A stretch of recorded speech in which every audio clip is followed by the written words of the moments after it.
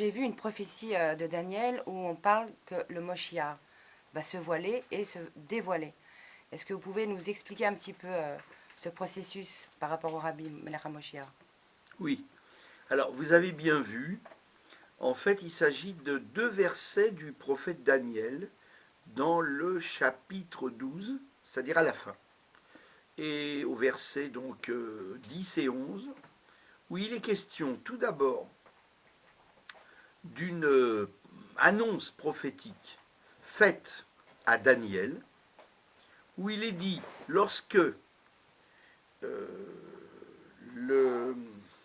Je ne veux pas faire d'erreur en citant par cœur, mais tout commença par l'arrêt, la cessation de l'offrande animale, et 1290 jours s'écouleront.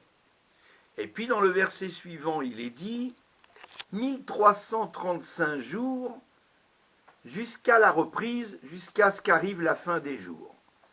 Alors, nous avons deux chiffres qui nous laissent perplexes, l'un de 1290 jours et l'autre de 1335 jours. C'est une prophétie de Daniel. Il est vrai que toutes les prophéties du Tanakh, de la Bible, ne sont pas toujours claires.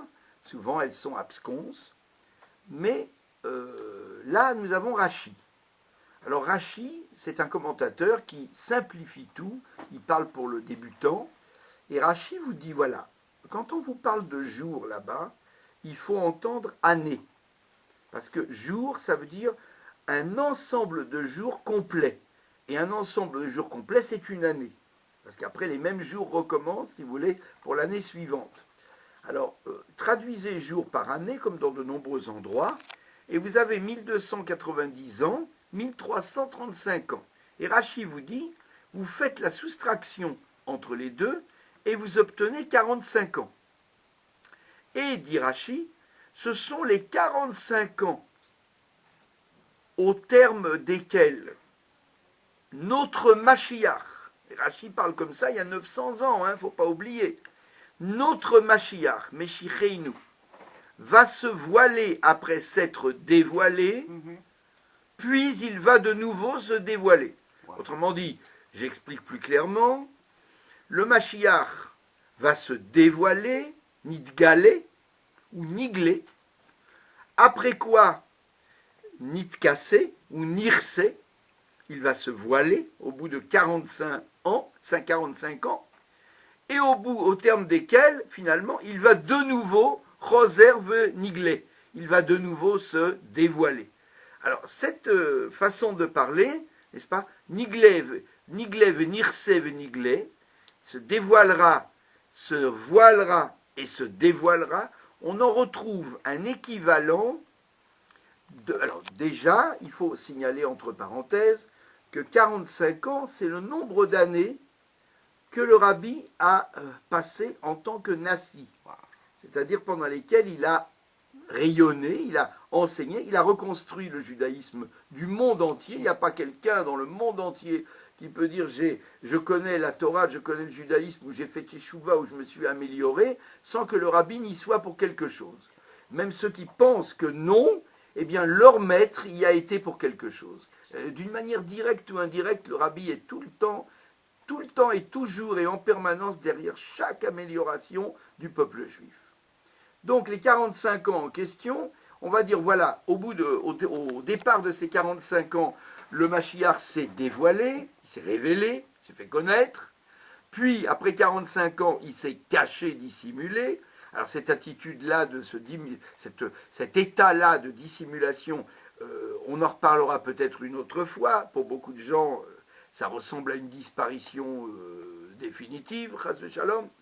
Et puis cette dissimulation, dit Rachi, va se terminer par un nouveau dévoilement, une nouvelle révélation. Alors, il y a à peu près la même chose dans le Midrash Rabbah sur Nassau. Je n'ai pas les références en tête précises, mais on pourra vous les donner ultérieurement, où il est dit là-bas la même chose avec simplement une petite variante. Il est dit là-bas Niglé vechoser venirse, et après il dit Nirse vechoser veniglé. Alors, si on reprend le terme Niglé vechoser venirse, ce qui veut dire il se dévoile puis se voile, on obtient le même compte numérique que Gimel Tammuz. C'est fabuleux. C'est-à-dire on obtient 456, si ma mémoire est bonne. Et puis quand on reprend, alors là c'est quelque chose de très, comment dirais-je, interpellatoire, si l'on peut dire. C'est que quand on reprend la dernière phrase, venirse, alors vechoser veniglé, et de nouveau il se dévoile, on obtient 321 comme Yud-Shvat. Alors je dirais simplement, faites attention à Yud-Shvat cette année. Voilà. Alors évidemment, moi j'ai appris que c'était un deal en fait pour le Moshiach. C'était une condition particulière pour laquelle il s'est voilé. C'était pour accepter qu'aucune âme juive ne reste en dehors de la galoute. Oui, il y a cette explication, effectivement. Le Yalkut Shimoni sur Yeshayahu, le fameux Yeshayahu, si je ne m'abuse, c'est Yeshayahu 52 ou Yeshayahu 51, 52, oui. Où il est dit là-bas, effectivement, que le Mashiach va souffrir, il va être emmené à l'abattoir comme un veau, il va souffrir, sa langue va être collée à son palais, il va endurer des souffrances énormes. Et le Midrash Yalkut Shimoni, là-dessus, dit que le Mashiach rentre en dialogue avec l'Éternel et lui dit, est-ce que ça va durer longtemps? Et l'Éternel lui dit, ça va durer un certain temps. Est-ce que tu veux subir cette épreuve? Et le Mashiach dit, de tout mon cœur, pourvu qu'aucun juif ne reste dans la galoute. Donc c'est une souffrance que le Mashiach prend sur lui. D'ailleurs le Mashiach est souvent présenté comme un homme maladif, comme un homme qui souffre. Dans la Gemara à Sanhedrin, on le présente même comme un lépreux. Un homme qui souffre, qui est à la porte de Rome, qui a des pansements, qui a des bandages. Et donc ça correspond tout à fait avec quelqu'un qui prend sur lui des fautes collectives, des fautes ou individuelles, des fautes que l'individu ne peut pas tout seul expier. Donc ça c'est une des raisons pour lesquelles, qui est avancée, disons, une des significations de la dissimulation du rabbi et de ses souffrances.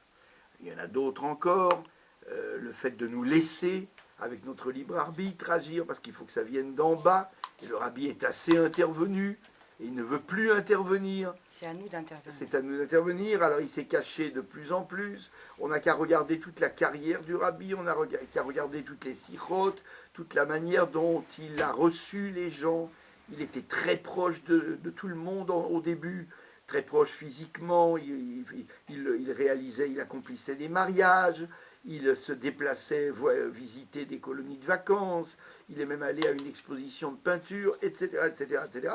Et puis au fur et à mesure, il a reçu les gens, il ne s'est plus déplacé. Et les gens étaient reçus, comme j'ai eu l'occasion, le privilège et l'honneur d'être reçu plusieurs fois en bureau fermé, en yéridout, en audience.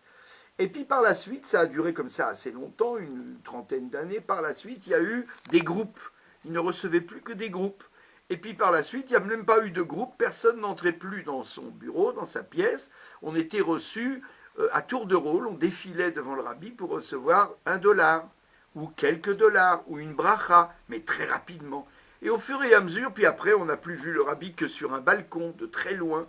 Et puis après, on ne l'a plus vu du tout.